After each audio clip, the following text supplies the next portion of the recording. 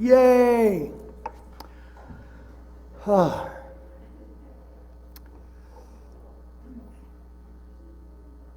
remember, I think it was just last week maybe, I was talking to Daniel about Nolan.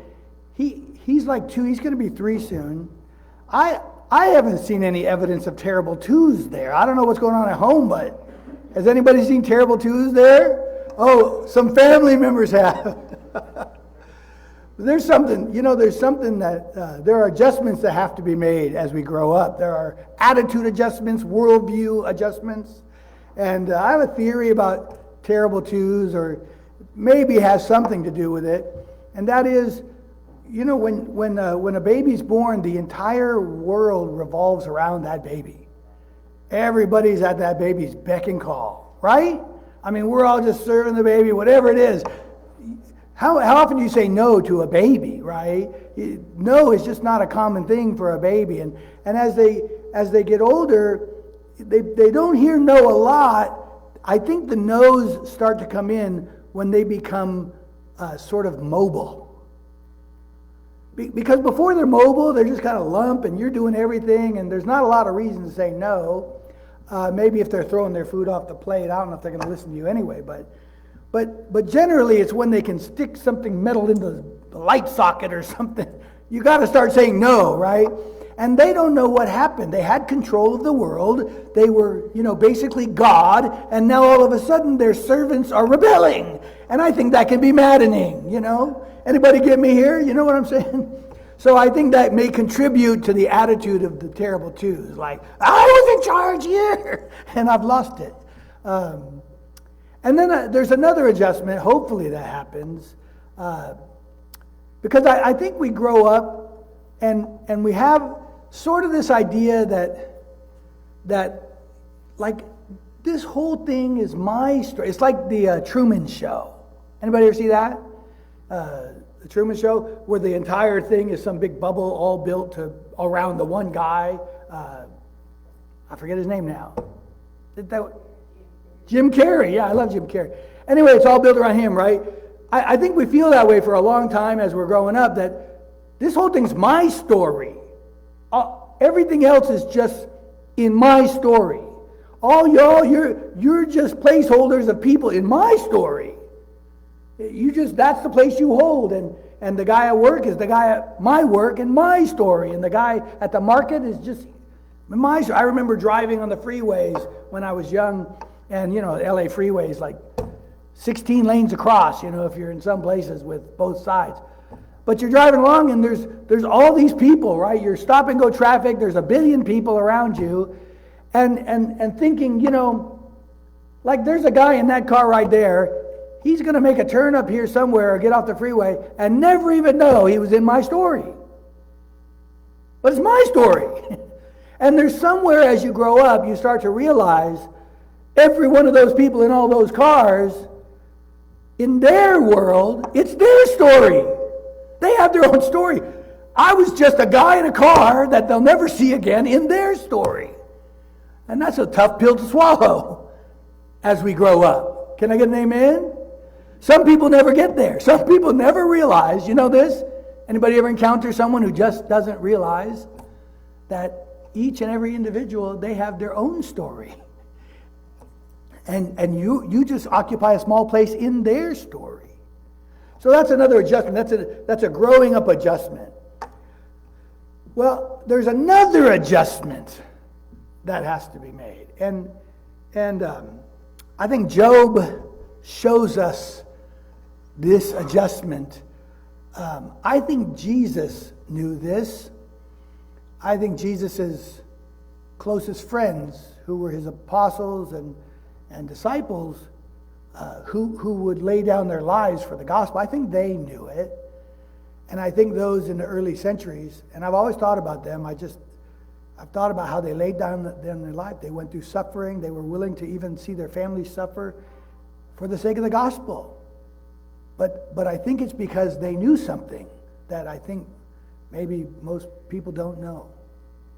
And I think we see it in Job. So hopefully we'll get there by the end of what we're going to read today. We're going to we're going to see this next jump, this next adjustment, worldview shift, paradigm shift that has to happen if we're truly going to live at peace with God and all the stuff that happens in this life. It's interesting. Last week, I know I told you, I said the book of Job is a lot of people think the book of Job is answering the question, why do bad things happen to good people?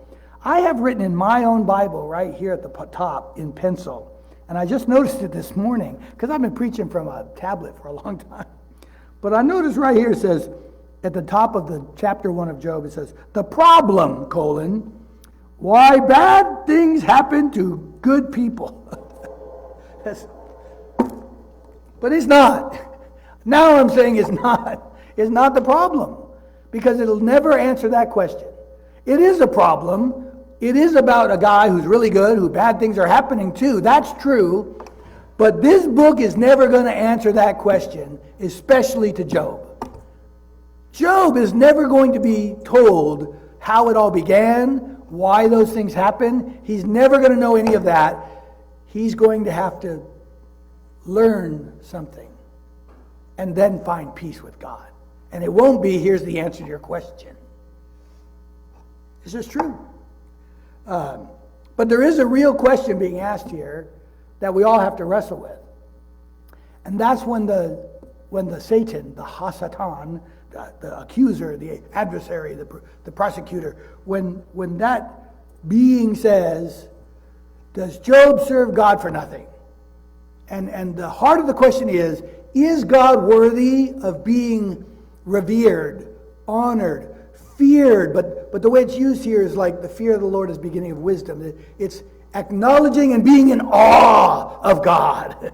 It's that, which would include like wanting to know Him and listening to Him and obeying Him and all of that, of course. But it's an awe and respect, a reverence for God. I think if we just see God truly, I don't think it's that big of a question. I think it's obvious that the answer would be yes. Yes, we would still revere God, even if we didn't get anything from it. Even if it wasn't like, okay, God, now give me a bunch of property and children and money and fame. And without any of that, I think really the basic question is easy to answer. Yes, of course we would, if we truly see Him. The God whom it says the heavens declare the glory of God, and the earth and all that is in it is the work of His hands. Day after day they stream forth knowledge, and night after night they give speech, or something like that. It's from Psalm 119, I think. But anyway, that if we truly see, if we see the stars in the sky and those make us awe, if we look at DNA strand and they make us awe, all the stuff, of course, we revere far less. We revere things for far less. We stand in awe of things for far less, don't we? I remember years ago, my family, we loved to watch AGT. You know what that is? America's Got Talent. We love that. One of my favorite seasons was the season where, she was either 8 or 10 years old. Jackie Evancho. Anybody remember that name? That little girl, she came on the stage and she sang like an angel. I was blown away. I'm just like, I saw God present, I just couldn't believe it. I was just blown away. I'm like, and even like Howie Mandel and the others, like, is that really coming out of is that you? Is this a prank? Because you just couldn't believe she was singing in these other languages, these amazing, beautiful things. Anybody remember her? Some of you? I was mesmerized by her. I just loved it so much because it gave me a connection with real talent and beauty, and loved it so much when they went on tour like they do after those shows. They go on tour with these shows. We went, I think it's to the Honda Center in LA. We went just for Jackie Evancho. Now they had everybody there, but it just was so amazing to me. I was in awe just of that talent, right? Now it may not be Jackie Evancho for you, but maybe Morgan Wallen, right? Some of you like that, or Taylor Swift. Okay, I always loved Elton John when I was a kid, and I grew up loving Elton John. I'm just amazed by his talent, and I just love it. I love it. And then Mackenzie, and I should say in Tabitha, it was her idea, but Mackenzie paid for it, got us tickets to go, and Mackenzie and I went, and we were sitting. I mean, Elton John at one point was as close as Dennis is right there, and then when the stage moved, he was maybe as far away as maybe the back where Tim is, but I was in awe. I mean, I love his entertainment. I'm like, wow. So I'm saying, you have your things, right? There are things that really make you go, wow. Surely if we can be wow about these things, surely if we truly saw the God, understood the God who created all this, right, that we would just be in awe. And we wouldn't have to get anything to experience that awe. So I think the answer is yes, but we still got to answer. We still got to deal with it, because it is so common in religion for people to, well, what do I get out of it? And I've heard it as a minister for maybe 4 decades. I've heard it from people. What, I remember a young person in my youth group, he didn't want to trade away his youthful, wiles, He'll wait till he's older because what do I get out of it, right? So he just doesn't understand, Anyway, I don't want to go into all that. I'm just saying God is worthy to be revered if we just see him and know him as the God of the creation. Okay, so coming into the story, we talked about Job, and the Bible says about Job, he was blameless, he was upright, he feared God, and he kept himself from evil.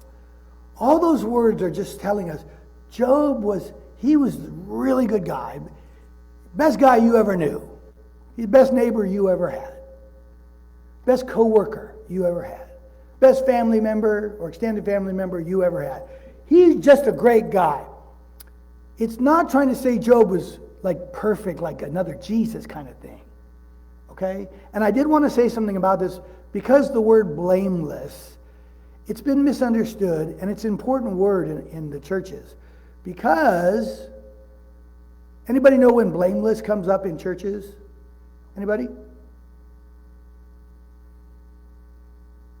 What are the qualifications of an elder? If you look them up, must be blameless. What does that mean? Sinless? Okay, all you others, I've just officially disqualified you. You're no longer elders. If blameless means sinless. It's silly, but somehow churches roll this idea of blameless. It's an evaluation of your marriage and divorce status. That's all. It doesn't say that. The Bible doesn't say that. It doesn't say blameless means that. Blameless doesn't mean you're perfect, and it doesn't mean that. What does blameless mean? Well, we can learn what it means from the Bible. Let me tell you somebody who was blameless, you may never guess was blameless. King David. Could King David be an elder in your church? Probably not. He wouldn't fit all the qualifications, and we would say he's not blameless. But the Bible says he's blameless. Several times, 4 times. In Psalm, I think it's Psalm 18 and also 2 Samuel 22, David has written these Psalms about he lived blameless before God. And in fact, he also says God made him blameless. In Romans chapter 4, Paul looks back and says, David understood, and David understood this, and he says, blessed is the man whose sins are forgiven, whose sins the Lord will never count against him. Blamelessness has to do with being forgiven, not having sin, but walking in honesty about sin. And when there's sin, you acknowledge and you get forgiven, and you live in the forgiveness. That's blameless. So if it ever comes up, and maybe it's not come up in this church, but if it ever comes up and people are talking about blameless, make sure you look at David. He was blameless. And so this is not talking about what Job is somehow perfect. It's just all these words are saying, you need to know Job, he's as good as they come. He's a really good dude. And then, before we read in verse 13, just know Job, he was just having a normal day. Job, he got up, his kids got together, had, a backyard barbecue with noodle salad and all that stuff, whatever. They were eating and drinking and enjoying life. And so the next day Job gets up and he goes and he makes intercession for them and he makes sacrifices. He prays for them in case anybody was doing anything wrong. And it says Job did this continually. So this is how he lived his life. He lived his life in this connection with God where he prayed for his kids and he made intercession. And I'm sure he would do it for himself if he felt like he had to. And this is how he lived his life, and he did it that day. This is his normal way of life. And the thing about it is, he's about to get hit with calamity that did not make an appointment. Can you relate to that? Does calamity make an appointment? Does it say, hey, I'm just calling you up to let you know tomorrow at 3 p.m. It's all going to come down on you? It doesn't make an appointment. It's just, you're going about your normal day. You're doing your normal stuff. You get up, maybe you make some coffee, maybe you go through the mail, get ready for work or get your kids off to school, run the errands, maybe shopping, maybe doctor's appointment. You have no idea that there's going to be a phone call from the school saying there was an incident. Do you? You have no idea that something happened and the company you work for is struggling and maybe closing. You didn't know that. You didn't know the doctor was going to call and say, hey, about that last visit, I got some news. These things, they come without appointment and they knock us down. And this is what happens to Job. And so I want to read in verse 13. And it says, one day when Job's sons and daughters were fasting and drinking wine at the oldest brother's house, a messenger came to Job and said, the oxen were plowing and the donkeys were grazing nearby, and the Sabaeans attacked and carried them off. They put the servants to the sword, and I am the only one who's escaped to tell you. While he was still speaking, another messenger came and said, the fire of God fell from the sky and burned up the sheep and the servants, and I am the only one who has escaped to tell you. While he was still speaking, another messenger came and said, the Chaldeans formed 3 raiding parties and swept down on your camels and carried them off. They put the servants to the sword, and I am the only one who's escaped to tell you. While he was still speaking, yet another messenger came and said, your sons and daughters were feasting and drinking wine at the oldest brother's house when suddenly a mighty wind swept in from the desert and struck the 4 corners of the house. It collapsed on them, and they are dead. And I am the only one who's escaped to tell you. Everything, all at once. Well, how does that go? I tried to watch that movie. I don't know what it's about. I couldn't watch it. It didn't make sense to me. But what it says is everything, everywhere, and all at once. That's what happened to Job. Right? Just think, if each report took 30 seconds to give, and therefore they're all there within 2 minutes, all this basically happened at once.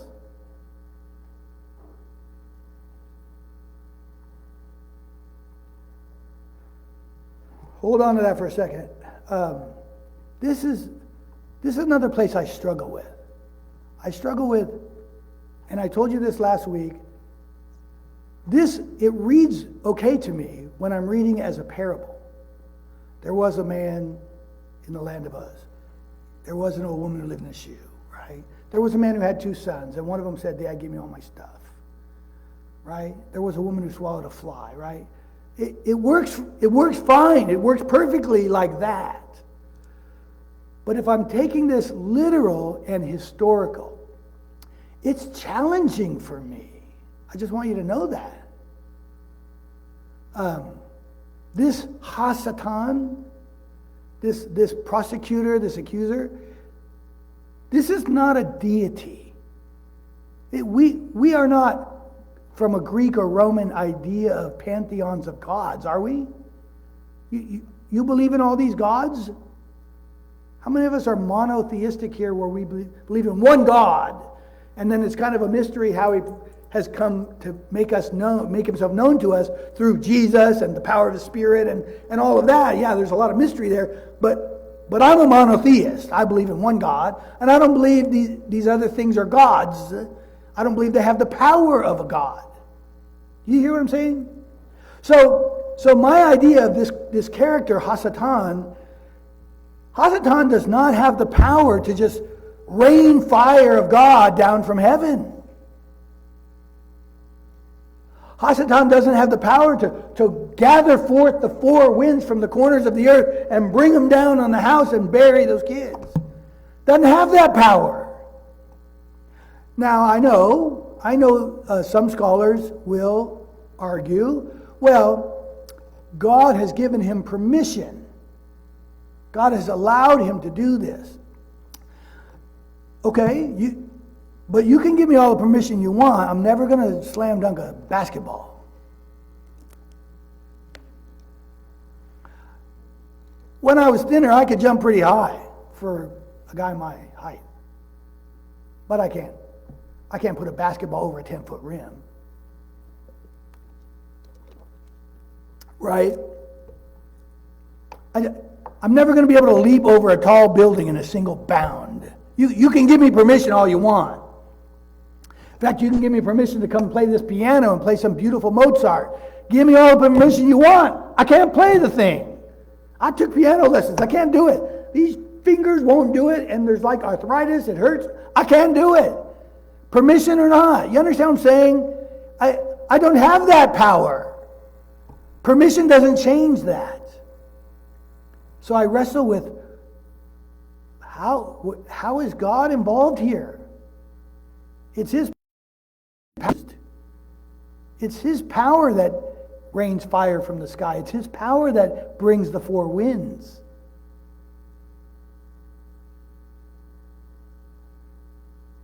And this is where we get back to whose story it is. When you're just talking about those were Job's servants, those were Job's children, they're just placeholders. But start giving them names. All those servants and all those children. It was Amanda, it was Mackenzie, it was Tabitha.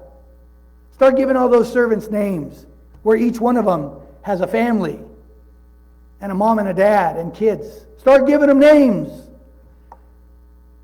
And then consider that is it really God's nature to destroy all of these individuals who have their own worlds and their own story? Just to destroy them so a point can be made about the fact that Job will serve God even if he lost everything? Look, I may be wrong. I don't think God's mad at me. I feel like I'm defending his nature and character. So I don't mind. If I'm wrong, I'm wrong. But for me, this works as a wisdom story. It works as a parable, and all of these things can happen. You can have a dad who's going to say to a kid, yeah, I worked all my life to give you this, but yeah, if you want to go waste it on, riotous living and sin, yeah, here's the money, go ahead and do it. That works for me in a story that's teaching a message. It just doesn't ring true in reality. So that's where I'm at. I just wanted to explain it to you because Job's a tough book. There's some tough things to wrestle with here. And so what's going on with this Hasatan character and killing of the children and everything, I struggle with that. So for me, it's a parable. That's maybe I'm 30-70 on that. 70, I think it's a parable. But if it's just a true historic story, okay. There are people who cite Job as a character, but like I said, you can cite Romeo and Juliet, and it doesn't mean it's a true story. It just means everybody knows what you're talking about. All right, so I just want to get that out. So all of these things happen. And he suffers this tremendous loss. And it's just so much. It's just so much. And I think, we've suffered loss. Anybody here ever suffer loss? Anybody ever feel that kind of that gut punch? Even the doubled over thing? I felt that. I lost a marriage. My wife didn't want to be married to a preacher, and she left me. We were 6 years married. Information I could have used before she thought it was okay for me to quit my job and go to a preacher school 2 years before. But she left, and I was gut punched for about a year and a half. That really hurt me. I suffered a loss of that relationship. I lost my parents. I've suffered some loss. We lose things. Maybe we lose financially. Maybe we lose a house. We lose a car. But maybe we lose a loved one. Maybe we lose a parent. Maybe we lose a child. But we know loss. A lot of us know loss, right? I think Job's loss is so complete here for a reason. I think anybody, when they're going through loss, now you don't really compare losses. You can't be like, like that guy we sang that song, It Is Well With My Soul, right there, we just sang it. That guy Horatio Spafford, I think his name. That guy lost, he didn't get on the boat. They were going across the ocean. He didn't get on the boat. But his wife and his 4 daughters did. And something happened on that boat, and the 4 daughters all perished. And then as he was crossing back with his wife, she sent him a message, all is lost, I alone am saved, or something. But when he traveled back across, when he was in that place where his 4 daughters perished, he wrote that song, When Peace Like a River Attends My Way. Is that what we sang? When sorrows like sea billows roll, whatever my lot, thou hast taught me to say, it is well with my soul. Is that amazing that he could write that song? I mean, that's next level stuff, right? But so I suffer a loss, and I suffer grief, but I don't compare it with Horatio, right? I can't imagine his loss, but when I'm going through loss, mine feels like the worst loss ever for anybody, right? And so I think Job's loss is so great because he fits anybody who's ever going to live in the world. When they suffer loss, they're going to be like, man, I'm feeling like Job. You understand? I don't think there's anybody who's like, oh, what Job went through, that's nothing. Let me tell you what I've been through. You see what I'm saying? I think Job fits. Job works. Now, maybe there's somebody who suffered more. I mean, I don't know. They say there's always an exception to the rule. The exception proves the rule. But I think for most people on the planet forever, from the time of Job, they'll be able to go through and say, man, I'm really going through it. I feel like Job. Does that make sense? I think that's important. I think it's important for that purpose, that we can all look to Job. Because when we finish the book of Job, we're going to learn something about the grief that we've gone through and the loss that we've gone through. And hopefully we can learn from Job that next place where we need to be when we think about life and suffering and loss. So he goes through all this loss. And then let's look at his response. At this, Job got up, tore his robe, shaved his head. That's a posture of grief. It's a common posture of grief throughout the Old Testament, throughout that time. Tearing your robes, very common.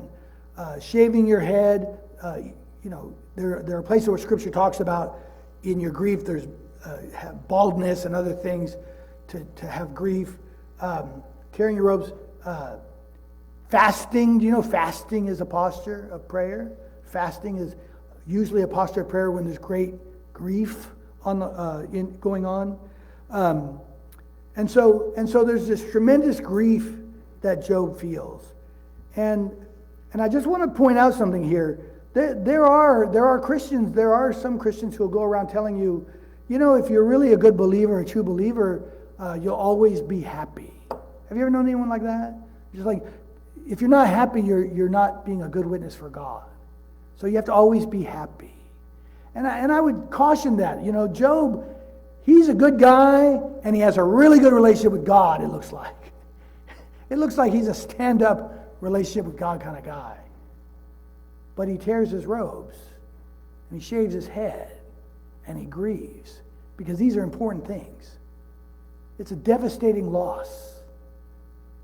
And he does experience the grief. And we need to know that, because it makes his words all the more profound. I mean, what's going through his mind when all this happens? And it says, then he fell to the ground and worshiped. Now, falling to the ground, he's collapsing in grief. Collapsing in grief. And then it says, and worshiped. And we shouldn't contemporize this and think that while he was falling to the ground, he somehow grabbed his guitar and started playing, Jireh or How Great Thou Art in worship, right? You get the idea, like, and then they worshiped, and you see their hands up and they're singing the same phrase 15 times because they're worshiping. It's not that.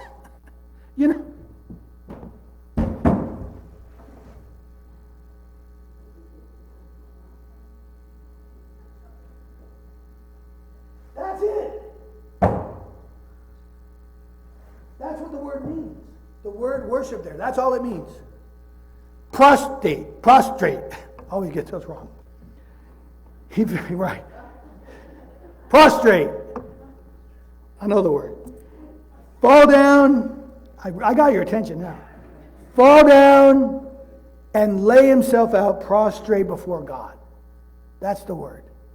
That's all it means. Has nothing to do with singing the songs and waving the hands and all the motions. It's simply being still, body splayed out before God. Just what's going through his mind? God, what did I do? What did I do wrong? I'm sorry. I won't do it again. Just tell me what it is. I didn't mean it. I'm trying my best here. Please stop. What? Right? What's going through his mind? My mind would have all these things going on if I got hit with that kind of calamity. But whatever was going on in his mind, we know what he said. And this is quite incredible. And Job said, naked I came from my mother's womb, and naked I will depart.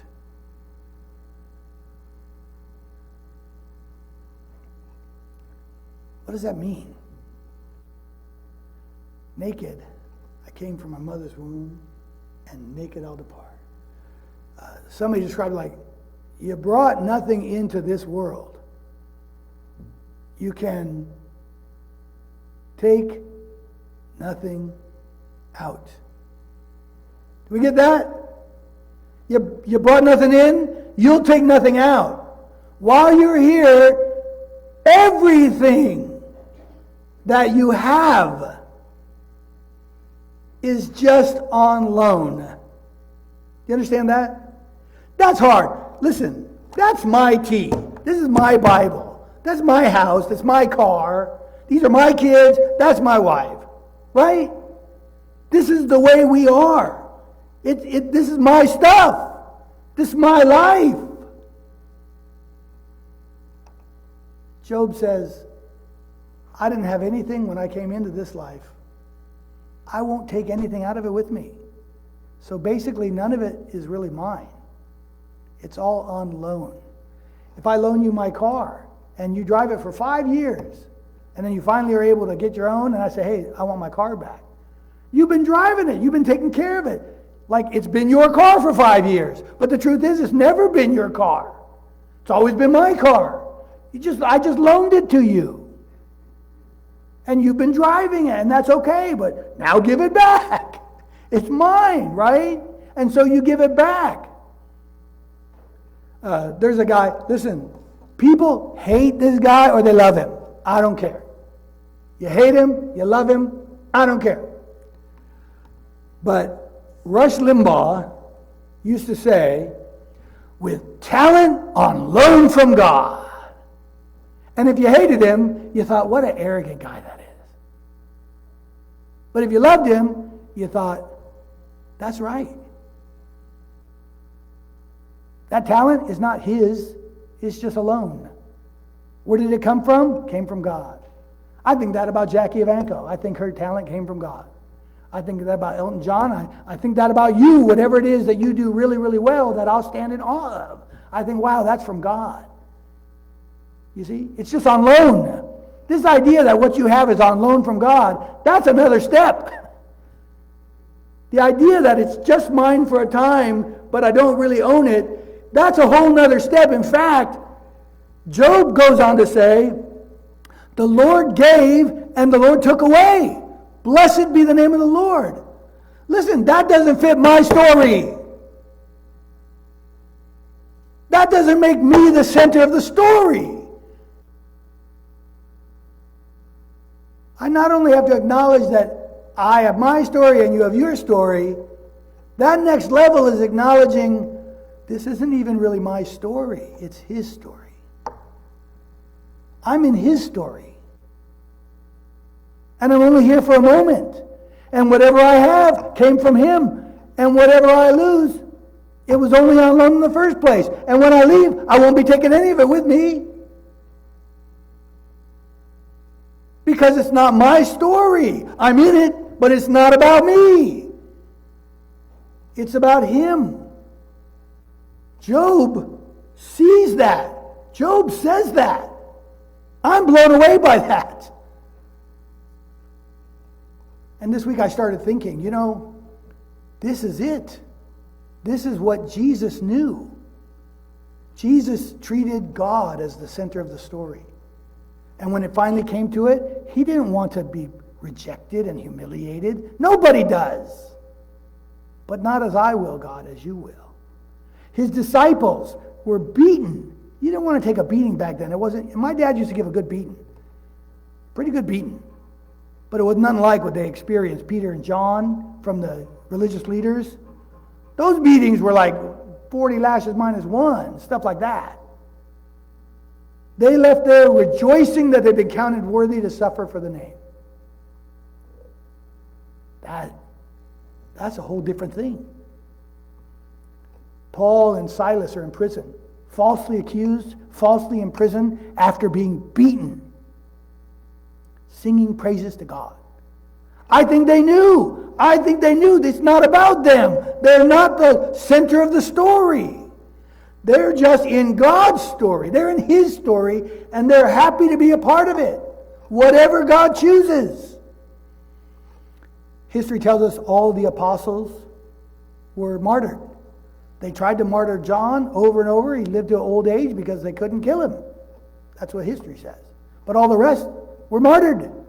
And up into the 4th century, Christians were being martyred by the thousands, sometimes in the games, sometimes fed to lions, sometimes dipped in oil and tied to poles and lit on fire to light the gardens.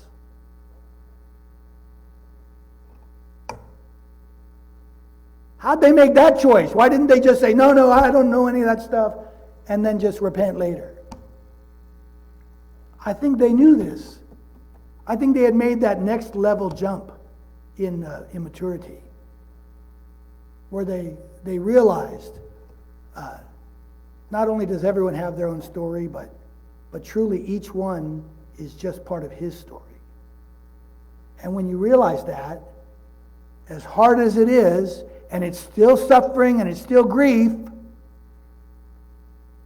you may be able to end up with where Job is right here when he says, God gave it all, and he can take it all away. Still, blessed be the name of the Lord. Tough stuff, but there it is. If God has put something on your heart this morning, we'd love for you to come and talk about that. We'd like to share that with you. You're in your journey to become a Christian, or you're just in a journey to be more faithful. Whatever it is, if you need prayer, we have the time. We're going to sing a song, and we'd love for you to respond to whatever God's put on your heart. This is the time to do it while we stand and sing.